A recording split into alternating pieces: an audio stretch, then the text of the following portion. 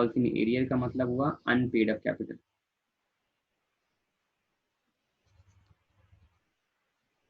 Unpaid up capital calls in arrear. अब आइए पहले कॉल्स इन एरियर के बारे में लिखते हैं, क्या है एग्जैक्टली ये।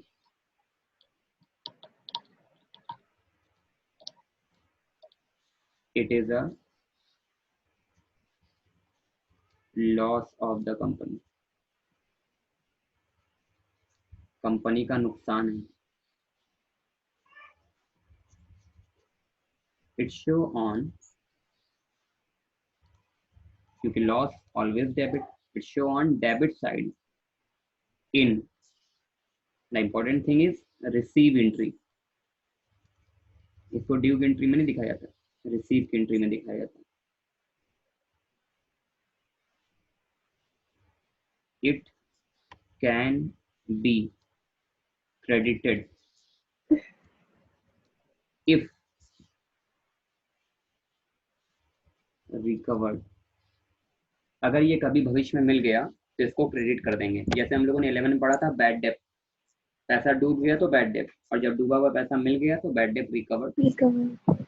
उसी तरीके से ये है, पैसा डूब गया तो कॉल्स इन एरियर, और जब पैसा डूबा हुआ मिल गया तो कॉल्स इन एरियर को क्रेडिट कर देंगे।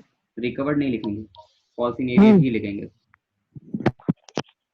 जब पैसा डूबेगा यानी जब नुकसान होगा, जब कोई शेयर होल्डर पैसा देने में फेल हो जाएगा, तो हम लोग कॉल्स इन एरियर लिखेंगे। और जब डूबा हुआ पैसा हमको मिल जाएगा तो कॉल्स इन एरियर रिकवर्ड हो गया। तो रिकवर्ड नहीं लिखते, बस कॉल्स इन एरियर को क्रेडिट कर देते, बस वो रिकवर हो जाता है। कॉल्स इन एरियर रिकवर्ड लिखने की जरूरत नहीं पड़ेगी।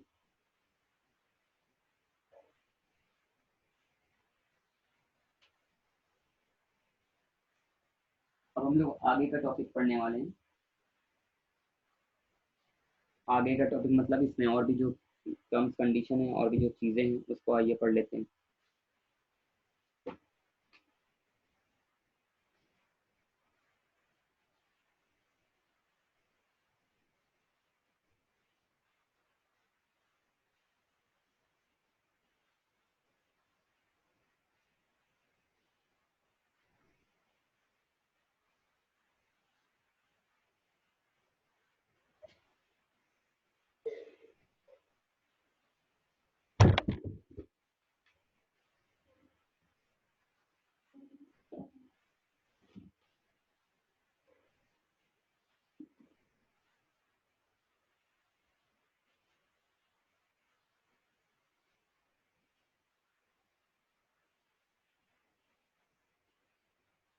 तो कॉल्स इन एरियर वाला जो टॉपिक है वो हमारा काफी इंपॉर्टेंट टॉपिक है। तो कॉल्स इन एरियर को हम लोग कवर करेंगे और देखेंगे कैसे। और ये एक ऐसा टॉपिक है अब जो यहाँ से स्टार्ट हुआ तो ये कंटिन्यू रहेगा लास्ट तक, क्वेश्चन के लास्ट तक, यानी जब तक ये क्वेश्चन हमारा चलता रहेगा तब तक हम लोग कॉल्स इन एरियर को पढ़ते रहेंगे। कॉल्स इन एरियर इतना इंपॉर्टेंट टॉपिक है कि हमें इसको लास्ट तक कवर करना है।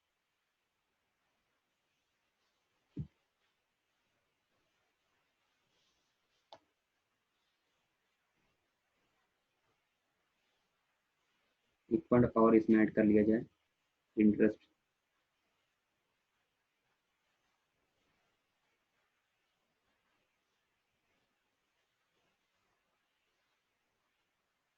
Interest on calls in arrear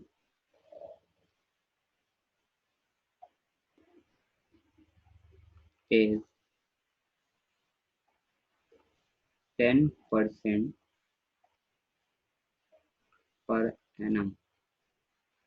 जो कॉल्स इन एरियर पर इंटरेस्ट रेट होगा, यानी जब आप टाइम पर पेमेंट नहीं कर पाएंगे और आप थोड़ा लेट पेमेंट करेंगे, तो जितना आप पेमेंट लेट करेंगे आपको 10% पर एनम के हिसाब से आपको इंटरेस्ट पे करना पड़ेगा।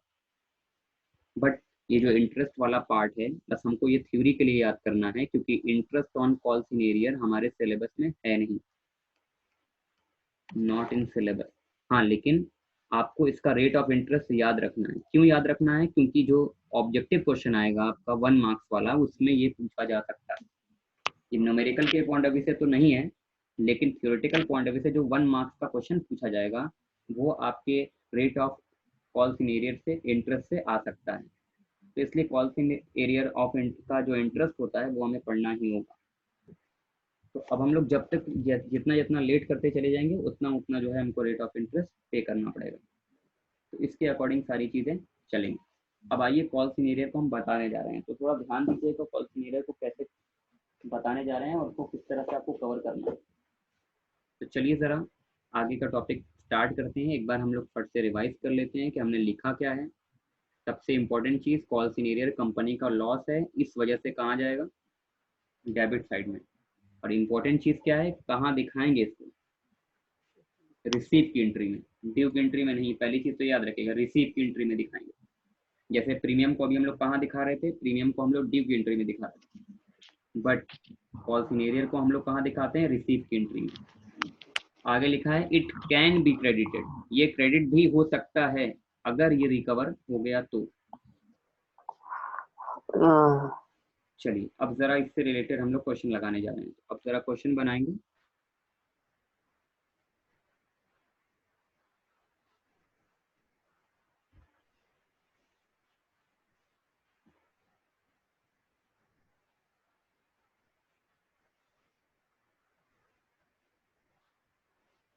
Rakesh limited issued 20,000 equity share of ₹10 each at par. Amount payable as under, where application is 4, allotment is 3, first call 2, and final call 1. All the application received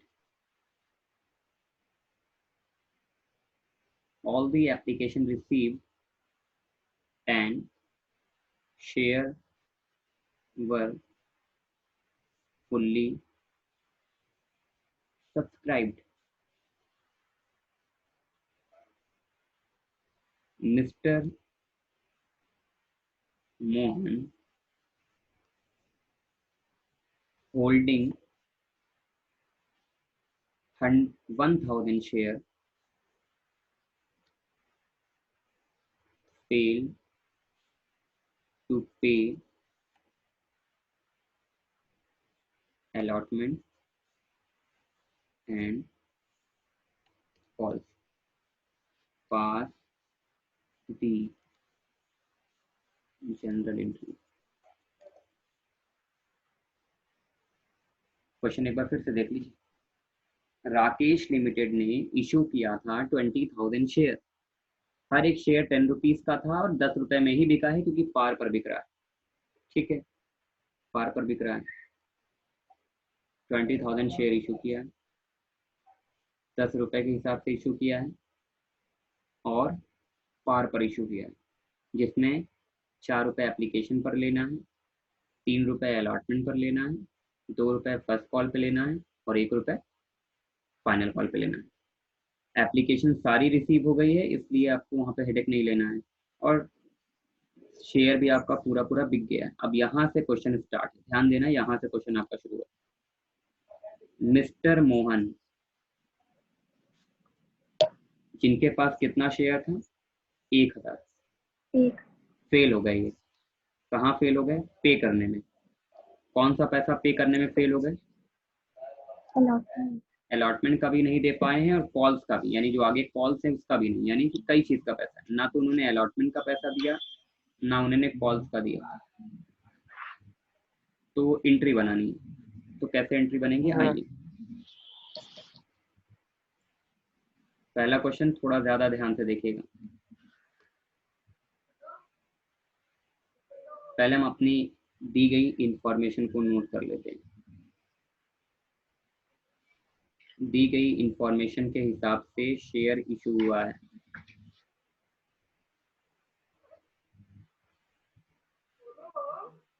दी गई इंफॉर्मेशन के हिसाब से जो शेयर इशू हुआ है, उधर से क्या कर रहे हैं, वो कितना इशू हुआ है, इंफॉर्मेशन के हिसाब से जो शेयर इशू हुआ है date is 20,000 at the rate 10 each. इसमें प्रीमियम नहीं अभी हमने दिखाया, सिंपल सा क्वेश्चन दे रहे हैं पहला समझने के लिए। जहाँ पर एप्लीकेशन मनी 4 रुपये है, अलॉटमेंट 3 है, फर्स्ट कॉल 2 है और फाइनल कॉल 1।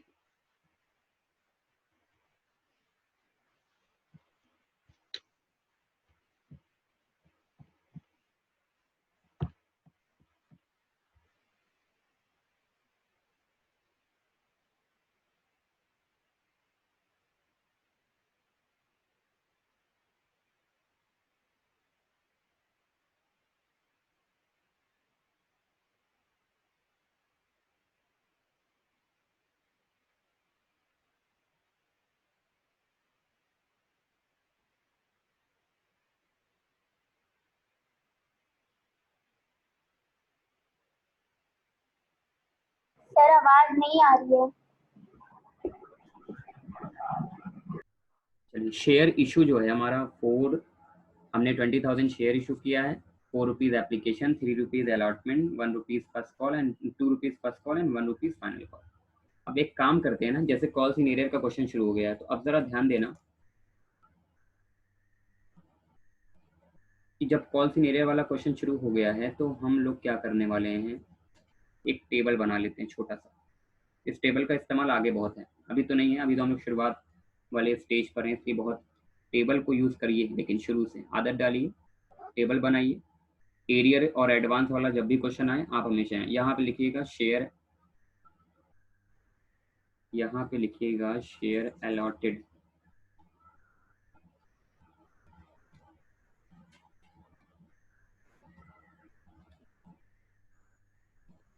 यहाँ लिख दो एप्लीकेशन का पैसा। कितना एप्लीकेशन का है? 4। कितना अलॉटमेंट का है? 3। फर्स्ट कॉल का कितना है? 2। फाइनल कॉल का कितना है? 1। अब ध्यान देना, जो डिफॉल्टर था, अब यहाँ सिर्फ डिफॉल्टर की चीज रिकॉर्ड हो रही है, इसको कहते हैं कैलकुलेशन टेबल। ये बनाइए अब शुरू से, जब से एरियर आना शुरू हो जाए टेबल जरूर बनाया करिए। अभी टेबल का यूज कम है, बट आगे चलकर इस टेबल का बहुत ज्यादा यूज हो जाएगा।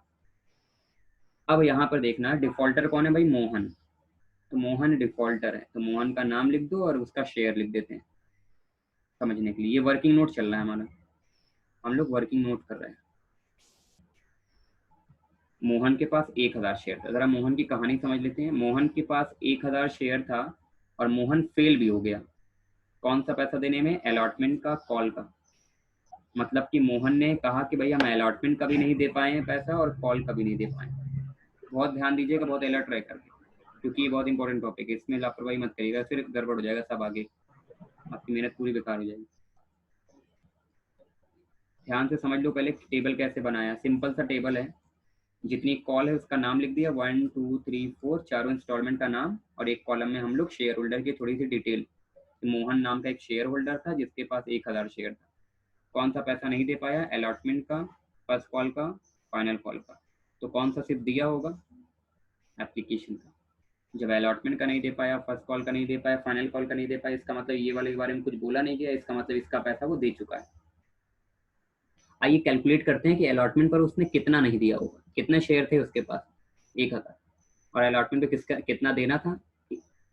एक शेयर का 3 रुपया देना था, और उसने कितना शेयर खरीदा था? 1,000।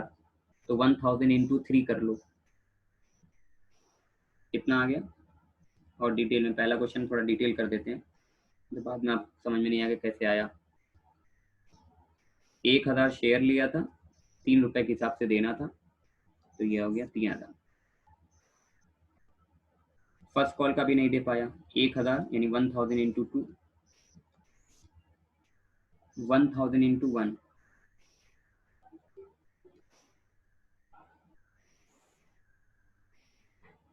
इसको क्या कहते हैं? That is called calls in arrear. Calls in arrear, calls in arrear. और ये होता कहाँ, दिखाया कहाँ जाता है? ये हम अपने समझने के लिए बता रहे हैं। डेबिट साइड में कौन सी एंट्री में?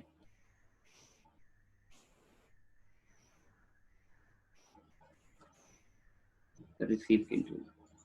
तो जब हम इन लोगों की रिसीव की एंट्री बनाएंगे तो इस बात को कंसीडर करेंगे। टेबल किसी को ना समझ में आया हो तो फिर से बताएं, हम फिर से कुछ समझा देते हैं, आगे बढ़ते हैं फिर उसके बाद। सिंपल सी बात है इसमें, फिर से बता दीजिए। सिंपल सी बात इसमें क्या है, टेबल बनाना मतलब कोई बहुत कॉम्प्लिकेटेड चीज़ थोड़ी है। फिर से बना दे रहे हैं हम पूरा, एक बार फिर से देखिए उसको, क्योंकि टेबल बनाने आना चाहिए वरना बेकार हो जाएगा सब मेहनत आपकी और मेरी भी।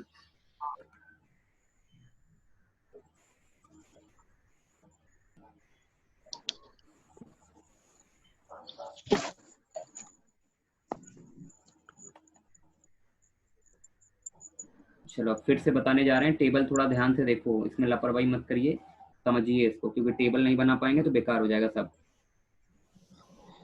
टेबल कब बनता है पहले ये याद रखो, जब कॉल्स इन एरियर, जब कोई डिफॉल्टर निकल जाए तो तब बनता है टेबल। और यहाँ डिफॉल्टर निकल गया है, मोहन डिफॉल्टर है, इसलिए हमको टेबल बना लेना चाहिए। टेबल बनाना कंपलसरी नहीं है, आपके मन के ऊपर है, लेकिन बना लेंगे तो आपको आराम रहेगा, गलती होने के चांस नहीं रहेंगे, वरना डायरेक्ट आपको बनाना पड़ेगा। और अभी तो डायरेक्ट बिल्कुल मत बनाइए, पहले अभी एक्सपर्ट हो जाइए, जब आपको लगे कि आप एक्सपर्ट हो गए तब। तो कितने कॉलम होंगे, जैसे कितनी कॉल है, 1 2 3 4, 4 बार पैसा मंगवा रहे हैं। एप्लीकेशन हो गया, अलॉटमेंट हो गया, फर्स्ट कॉल हो गया, फाइनल कॉल हो गया, और एक कॉलम यहाँ पे रहेगा जहाँ पे हम लोग लिखेंगे शेयर अलॉटेड। शेयर अलॉटेड, अब जरा ध्यान से देखो शेयर अलॉटेड कैसे दिखाना है। अब यहाँ पे क्या लिखना है, जहाँ शेयर अलॉटेड लिखा है वहाँ शेयर होल्डर का नाम, वो डिफॉल्टर की बात हो रही है, जो डिफॉल्टर, डिफॉल्टर कौन है, मोहन, यहाँ लिख देते हैं मोहन। डिफॉल्टर के पास कितना शेयर था, डिफॉल्टर के पास 1000 शेयर था, यहाँ लिख देते हैं 1000 शेयर। कहाँ पे वो डिफॉल्ट कर गया, वो फेल हो गया पैसा देने में। भाई कहाँ फेल हो गया, पता चला कि अलॉटमेंट का नहीं दे पाया और कॉल का भी नहीं दे पाया, मतलब वो ये पैसा भी नहीं दे पाया और ये भी नहीं दे पाया, तो दिया कौन सा होगा, एप्लीकेशन का।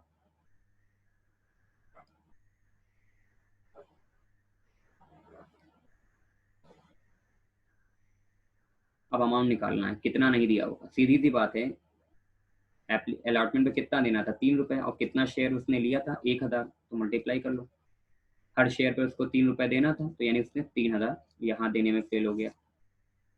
1000 इंटू 2, 2000 यहाँ देने में फेल हो गया, और 1000 इंटू 1, 1000 यहाँ देने में फेल हो गया। इसको क्या कहते हैं, जो पैसा देने में वो फेल हो जाता है, कॉल्स इन एरियर। कहाँ दिखाया जाता है, डेबिट साइड में, कौन सी एंट्री में, रिसीव की एंट्री में। सेम यहाँ पे होगा, डेबिट साइड में दिखाना है, रिसीव की एंट्री में, डेबिट साइड में दिखाना है, रिसीव की एंट्री में।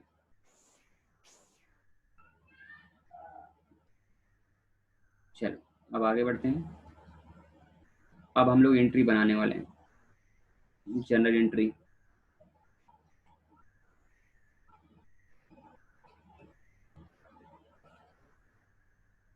सर वर्किंग नोट बनाना कंपलसरी होता है एग्जाम में?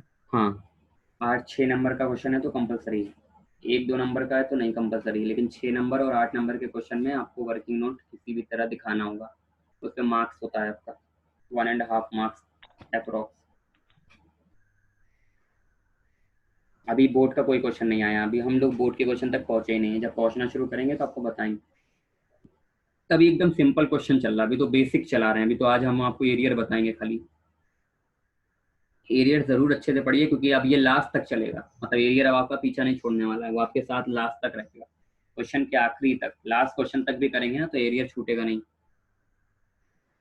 अब जरा ध्यान से देखना, वर्किंग नोट बनाना जरूरी होता है बड़े क्वेश्चन के लिए, 8 नंबर के क्वेश्चन के लिए, 6 नंबर के क्वेश्चन के लिए। अब हम लोग जा रहे हैं स्टार्टिंग करने क्वेश्चन की। तो भाई 20,000 शेयर है और एप्लीकेशन मनी 4 रुपए है, तो आइए हम लोग अपनी वही पुरानी एंट्री बनाते हैं। एप्लीकेशन मनी को रिसीव करते हैं, एंट्री बनती है bank account debited to share application account. कितने शेयर थे भाई, 20,000। एप्लीकेशन मनी कितनी थी, 4 रुपए। कितना आ जाएगा 80,000 यानी कि 80,000। अब हम करेंगे यहाँ पर एप्लीकेशन को ड्यू और हमारी एंट्री बनेगी share application account debited to share capital, और एप्लीकेशन का जो पैसा है वो यहाँ पर कॉपी कर दिया जाएगा।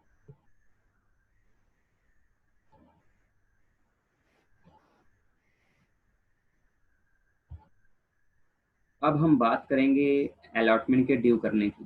तो भाई ड्यू तो कर ही लो और चेक कर लो एक बार कहीं प्रीमियम तो नहीं है। फिलहाल तो ये क्वेश्चन प्रीमियम वाला है ही नहीं, तो भाई ड्यू तो कर ही सकते हैं।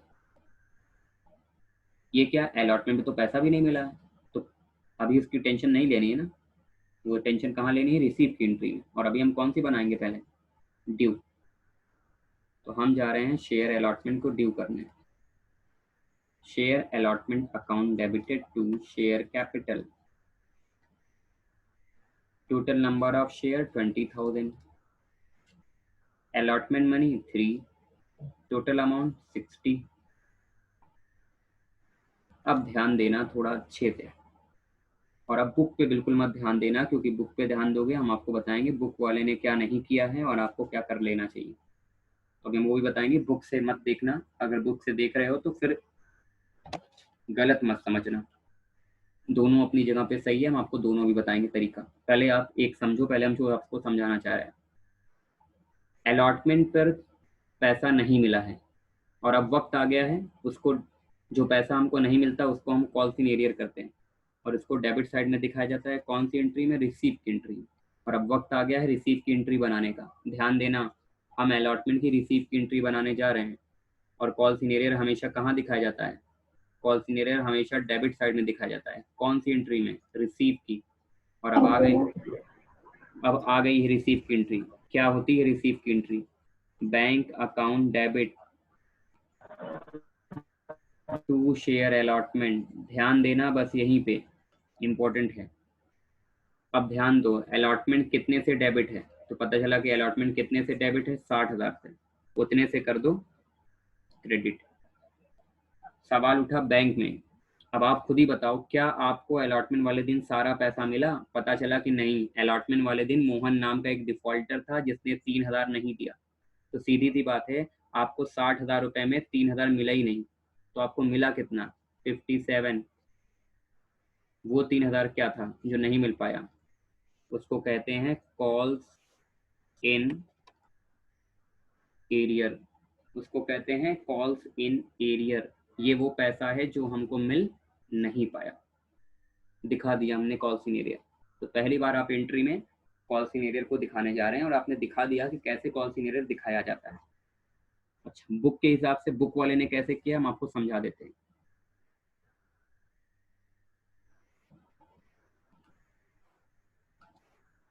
अगर आप चाहते हैं कि आप कॉल्स इन एरियर को यहाँ ना शो करें एंट्री में, बट कॉल्स इन एरियर का असर देखने को मिले बट एंट्री में वो ना शो किया जाए, तो ये एंट्री बनाना पड़ेगा,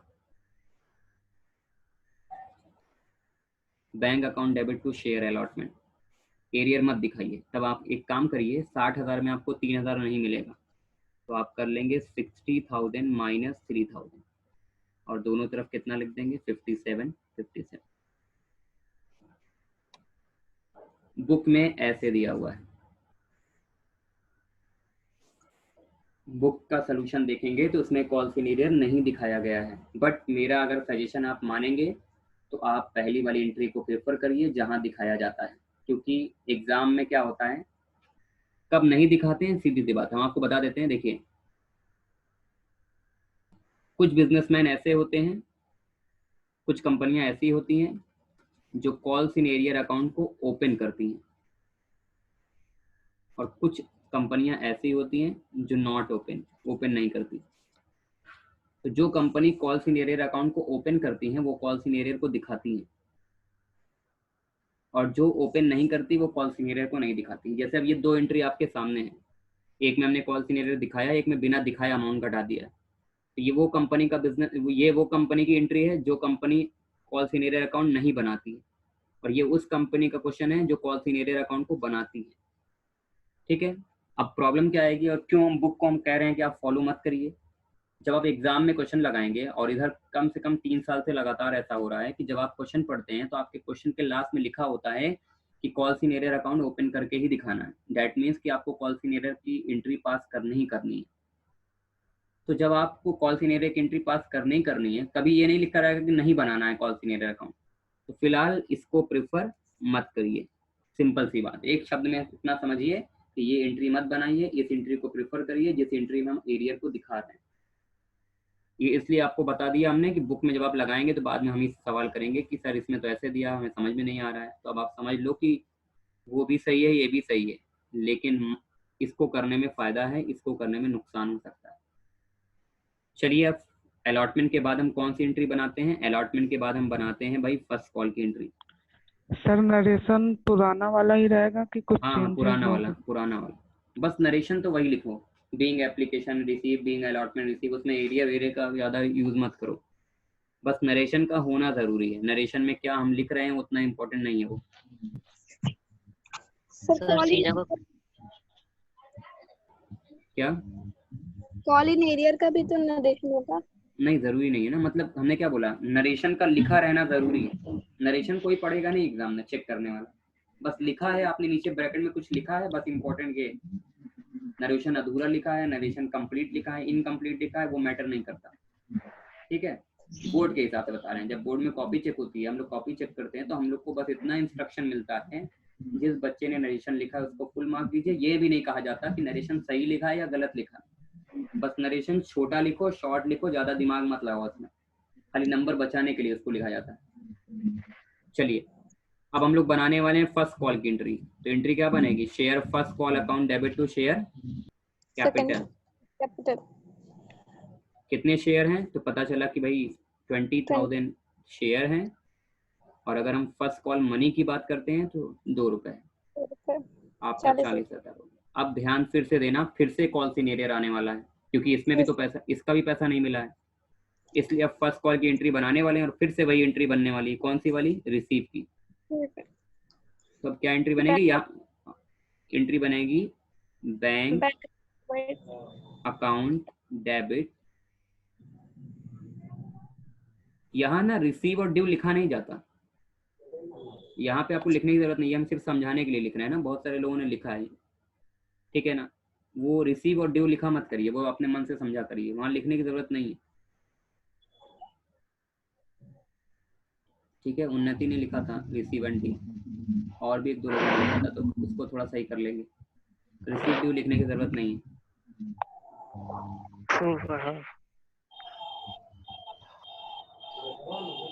चलिए आगे बढ़ते हैं।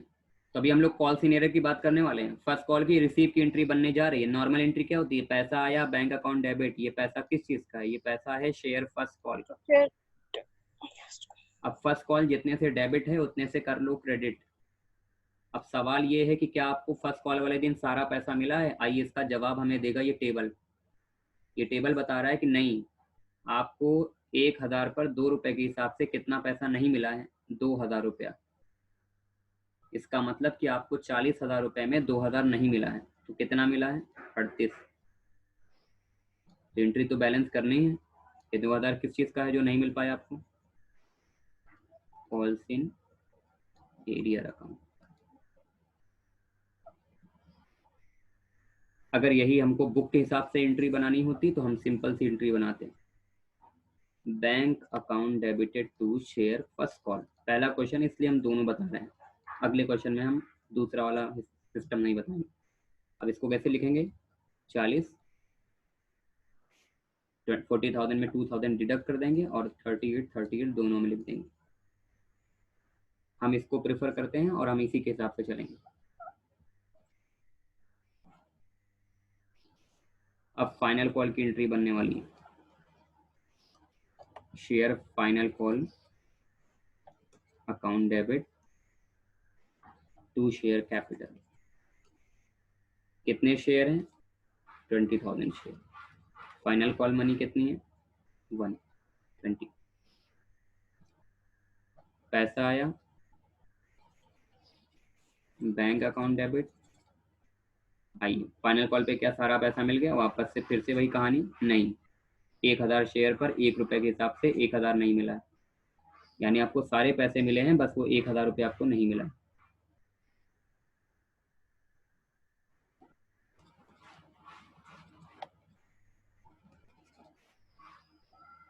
फाइनल कॉल जितने से डेबिट है उतने से कर लो क्रेडिट। कितना नहीं मिला 1000, तो कितना मिला 19000। जो नहीं मिल पाया उसको भी दिखाना है, उसका नाम रखना पड़ेगा कॉल्स इन एरियर। ये हमारी एंट्री है। अब आप इसको इसमें किसी भी तरह की दिक्कत आ रही हो तो आप बताइए। अभी इसमें और भी चीज़ें हैं बट अभी हम एक एक करके बताएंगे। तो फिलहाल अभी आज आप कॉल्स इन एरियर सीखिए कि कैसे डेबिट करते हैं, क्रेडिट करते हैं वो बात की बात, पहले डेबिट करना तो आ जाए। सर एक बार फिर से बता दीजिए। कौन सा वाला? यही वाला पूरा। कौन पूरा? Starting sir. पढ़ रहे हैं क्वेश्चन। पूरा तो देखो, राकेश लिमिटेड ने राकेश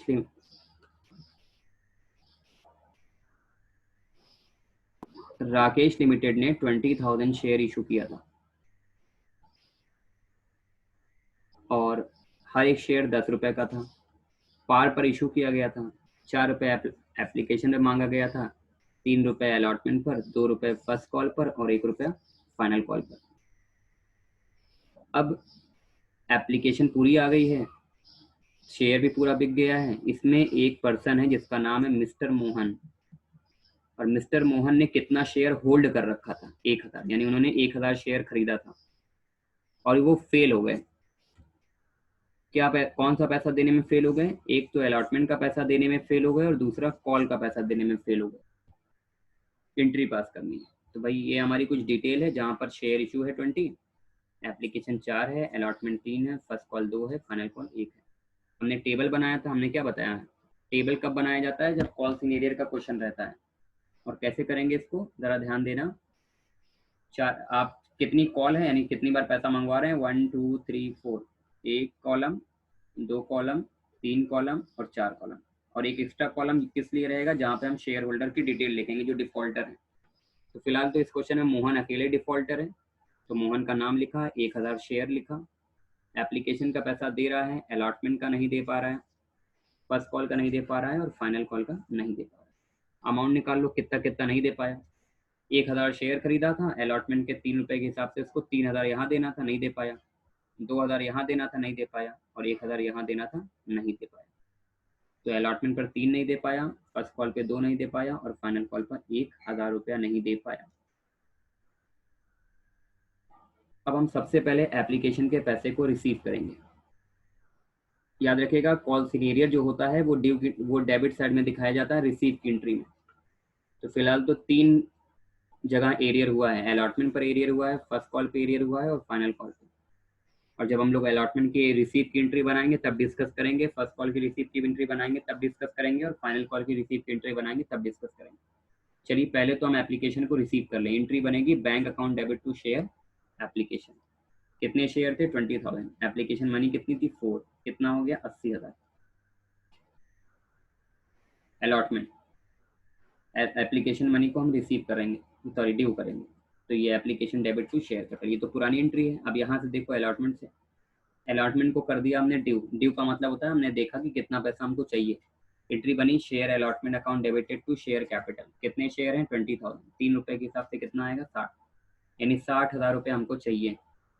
अब ध्यान दो पैसा हमको मिलने वाला है,